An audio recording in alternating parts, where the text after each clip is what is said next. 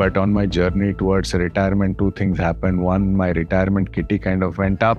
As the journey continues, you realize that, there are some other requirements, and I'm an extremely paranoid. Now, living for 40 years without active income is pretty scary.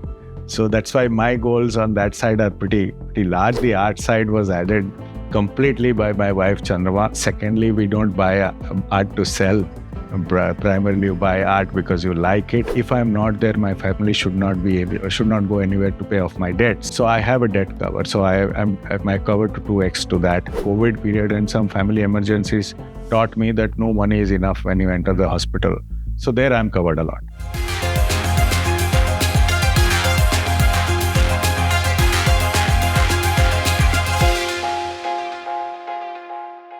There are only few fund houses remaining in the Indian mutual fund industry which are fully foreign owned.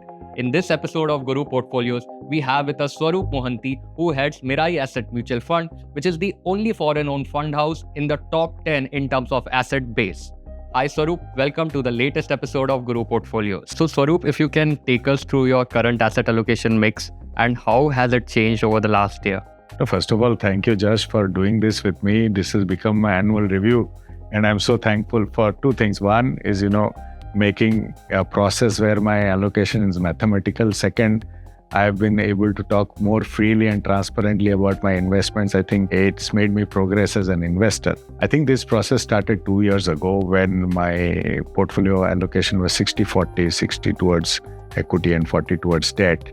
But on my journey towards retirement, two things happened. One, my retirement kitty kind of went up. As the journey continues, you realize that, there are some other requirements, and I'm an extremely paranoid retirement person. So I shifted it to 70-30. So right now, my overall portfolio is 70-30, 70 towards equity and 30 towards debt and alternate. But last year also was a great year for equity. So your allocation would have changed. Did you have to rebalance it a bit? How did you handle the equity run up? See, that's the beauty of keeping it mathematical. Once the market runs up, you can easily balance it by debt. So I did balance a lot of it by debt. I did add some on the alternate side. And I was wary of the fact that the market was running up. Thankfully, me not having small caps, it didn't run up too much. So it was under control, but I could balance it by debt. And what about alternates? Where are you investing in terms of alternates? Any new investments did you make during the year? I think my alternate journey started after I reached a threshold. I had a safety threshold between me and my wife, Chandrama, that once we reach this figure, then we will start allocating a little differently. And I'd started 2-3 years ago and allocating to pre-IPO space. So there I added one more company last year, which was an OTT platform.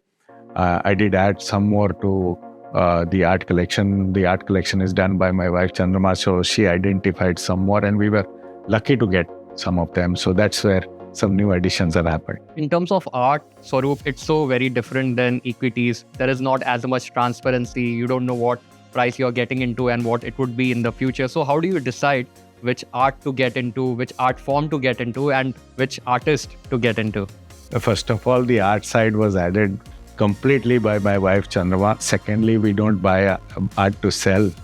Primarily, you buy art because you like it, and that's what she taught me. But as I progressed learning it through her and I accompany her, it's her decision. Always, there is a certain sanity to that market. You realize that artists over the years have built their own reputation, like there are funds and fund managers, and all these artists command a certain price. Most of the price is known within the art circle. The galleries are extremely transparent. They know their art. There is a certain certification program or there is a certificate to each art that comes to you. So it is legit. And then some galleries have gone on to do an online auction to these, So once I entered the whole thing, it didn't look like so very different to our investing. There's a certain process to it.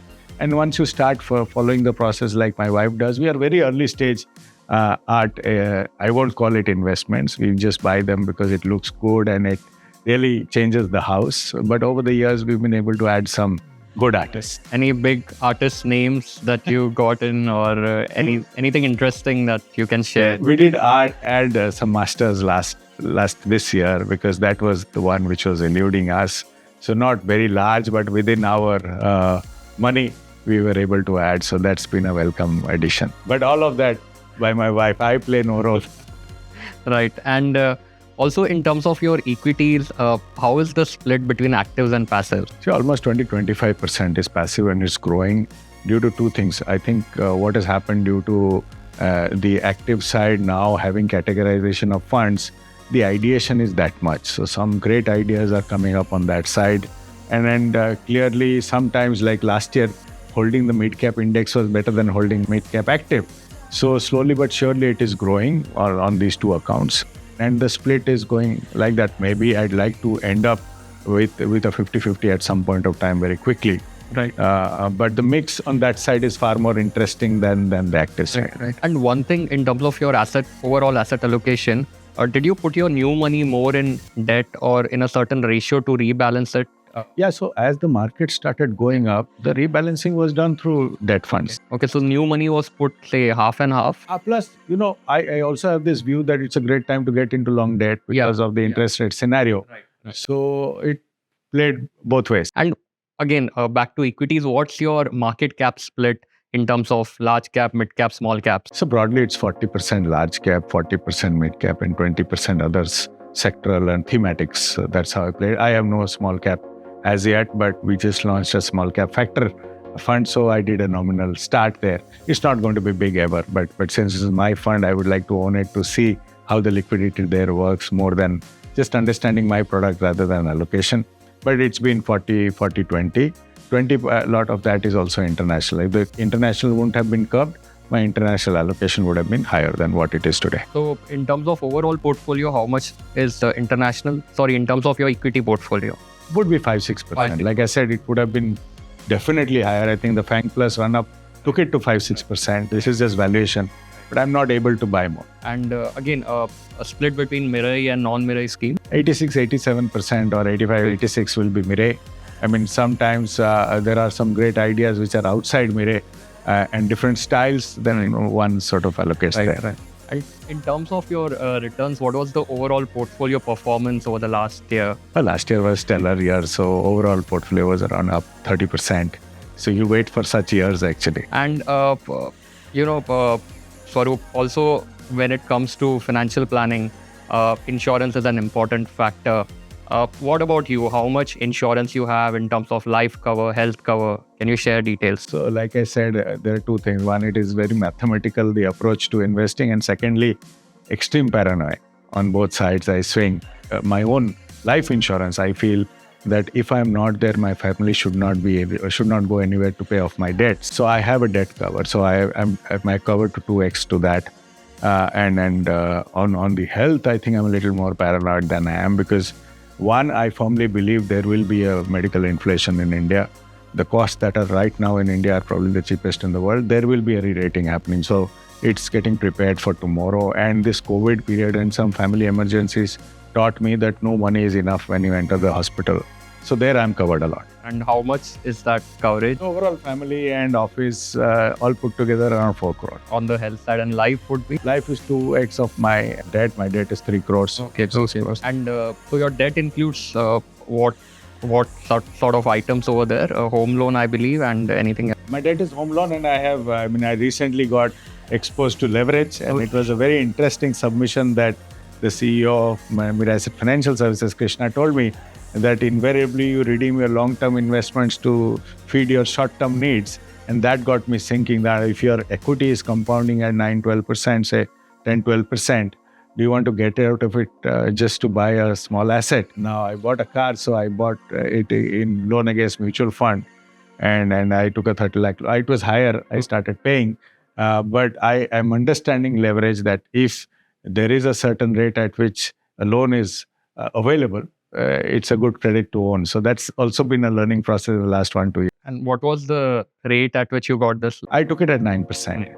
Since it's at 9.5%, I started paying some. Similarly, I'd taken the home loan at 6.6 during COVID, but I had said that once it's above 9%, I would start paying back. This used to be higher, so I've paid back a bit as it crossed 9%. And do you have any emergency corpus separately that you maintain? I used to carry 3-4 months is normally there in the liquid funds, but Now the equity part is such that, I can withdraw whenever I want. And yeah, in terms of your retirement kitty, where are you in terms of that target? So initially I have a safety cushion. I've just crossed the safety cushion. But I have a very different view to retirement. See, earlier it used to be 30. You work for 30 years to survive 30 years. Now, due to longevity, it's 40 plus 40. Now, living for 40 years without active income is pretty scary. So that's why my goals on that side are pretty large. And secondly, I feel if I've slogged for 40 years, I should have a better life since I'll have time to what I'm leading. So it is quite robust. So it went up a little in the last 2 years. Hence, my equity allocation also went up. And you are still, 6 years away from official retirement? 6-7 years away. Right. And final accumulation phase. Yeah. And Swarup, also, what about your passions, beyond investments? Of course, one would say that, these are also investments. One invests in one's happiness in that sense. But can you share a bit about that? Any personal passion that you follow and how you spend? Two things. I think we travel enough. I mean, whenever we get time, we find time for traveling. And second, I listen to a lot of music. I mean, music is my therapist, I say. So these have been two major passions. I used to play a lot, but now... Play which instrument? I used to play physically. Okay. I used to play cricket a lot, but those are early days now. I have not touched the bat for around 10 years at least now. But now there's this emergence of Mumbai box cricket. I might get back, which is very exciting.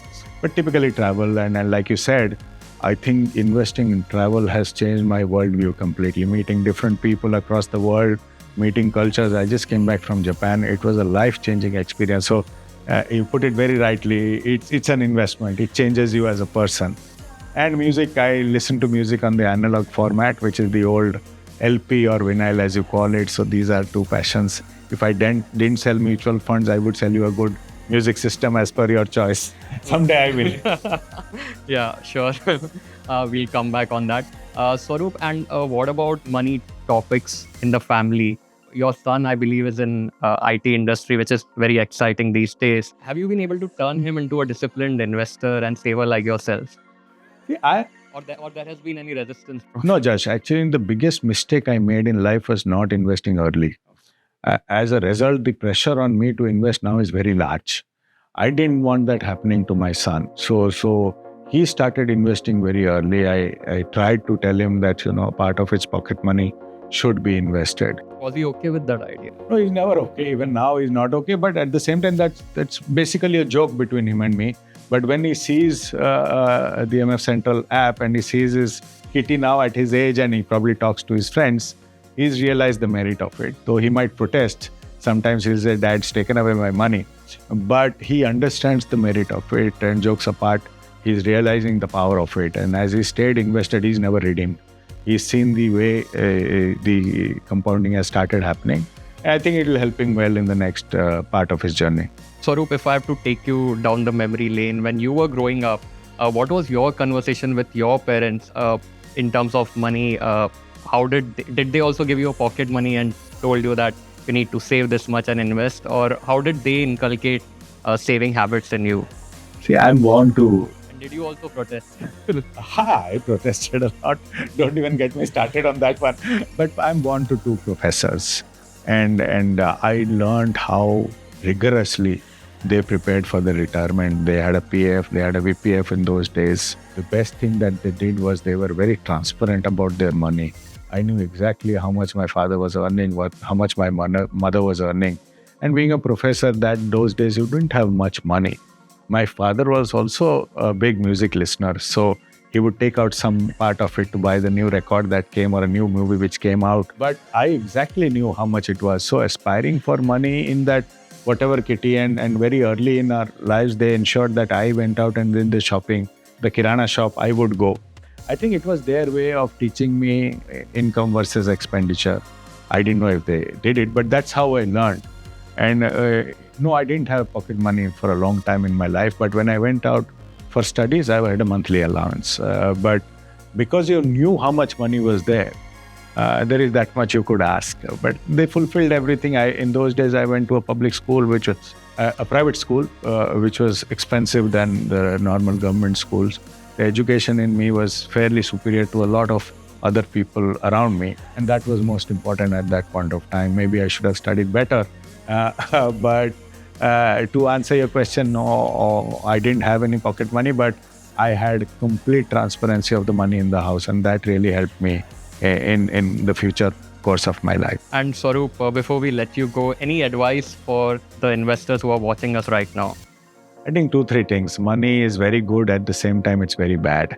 You have to learn how to handle money, and that's come to us. We handle money, but still then it came to us very late. Be as transparent as possible between me, my wife Chandrama, and my son Rudraksh. We kind of know how much of money there in the house, and that helps all of us. It brings sanity to the process. We don't overspend because we know our limits. And please, as a rule, think of your retirement. That's the biggest ticking bomb of this country. Just 6% of India has a pension. The rest create pension. As lifestyle changes overtakes you, the need for a large retirement kitty is pretty substantial. At the same time, medical insurance will only increase. Thankfully, my son is working now. But for some young parents, the education inflation is serious. So all these you have to account for because the need for money is growing. There is no harm in understanding that early. The sooner you understand it, better. And find a good way of investing. There are enough professionals in the market who can help you. Or listen to Josh. He gives some very good bites. And plan your money. It's very easy to do it if you know and you form a plan. Thank you, Swarup, for joining us in this episode of Guru Portfolios. Hope you found this conversation insightful, and we'll be back with another episode very soon. So stay tuned on Mint.